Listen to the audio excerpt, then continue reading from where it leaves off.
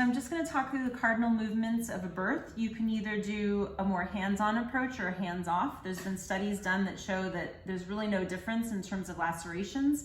The big thing is trying to make the birth as slow as possible so that everything can stretch.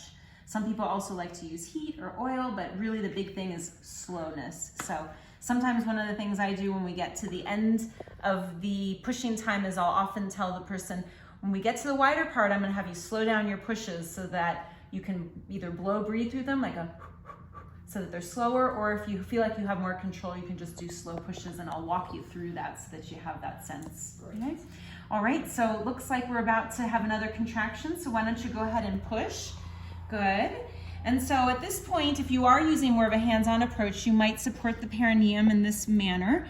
And then you can also try and put a little bit of downward pressure on the head. Now you want to be careful that you don't do that too early. If the head was in further, sometimes I see people and you can just see barely any of the head and people are trying to put pressure on, and that's not necessarily helpful. But once it starts actually coming out and you can actually apply downward pressure, you see how the head is flexing when I do that, then that's more useful. So I'm kind of helping support the perineum and I'm applying some downward pressure. And then we have another contraction. So here we go. And there's another contraction. Great. And the head is flexing in this first part. That's that cardinal movement. And then it's extending as it comes out. So you can see that extension. And then we can wait, because what's going to happen on its own is the baby is going to kind of, you don't know which way it's going to go. You don't want to force the head one way or another, right?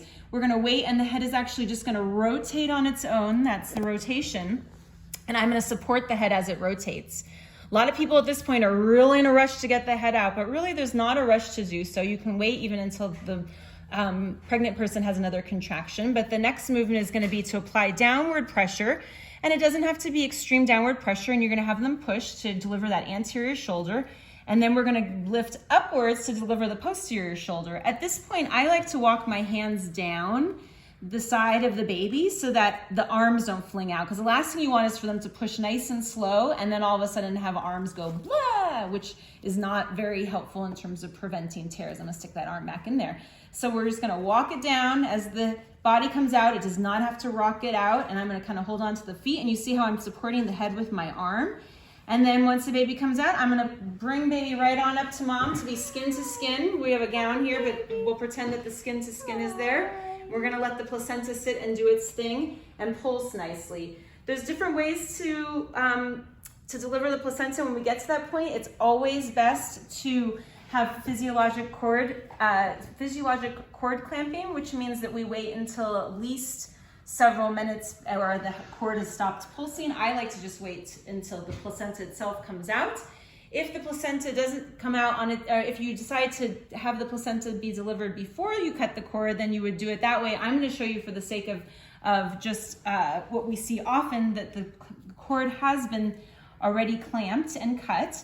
And basically what you're going to do is put your hand up onto the area. What I'm doing is I'm trying to make it so that I'm not pulling on her fundus. Sometimes I see people and they're not sure what to do with this hand, but what I'm really doing is applying pressure upwards. And what I'm going to do then is then pull gently, and I sometimes will even have the pregnant or now postpartum person push. And basically I'm just going to do gentle traction, and sometimes I do a little up and down. You see how that kind of, that makes it easier to come out, and out comes the placenta. I like to sometimes walk my hands closer and closer and use clamps as well, which we're not using right now, but that's another technique. And then if we do have trailing membranes, we want to make sure that we circle those. If you have ring forceps, you can always clamp those and use those to turn. And then eventually everything comes out. You want to let your nurse know, oh, placenta's delivered.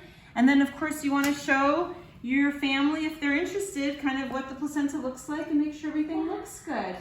For third stage of labor, for active third stage, really all that means is that a uterotonic is received. And we want to make sure that we don't see a lot of bleeding, which we don't see. So this is a nice normal vaginal birth. Great, nice job and congratulations.